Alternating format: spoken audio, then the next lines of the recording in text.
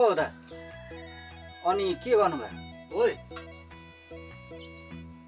यहाँ न चुला लिप्दैछु नि है। अब घरको काम यस्तै हुन्छ, आमा छैन हो। आमा भोलितिर मात्रै आउँछ होला। तँ कहिले आइस? म अनि अस्ति आएको नेपालबाट। अब फेरि जानु पर्यो भन्दैछु। चुला चाहिँ जस राम्रो लेख्नु हुँदो रहेछ तपाईँले। नेपाल बसेर भाषा मजाले सिकेर आएछ। अनि तपाईँको फोन आउँदैछ हौ। आमाको पो रहेछ। हेलो हजुर आमा, के गर्दैछस् घरमा?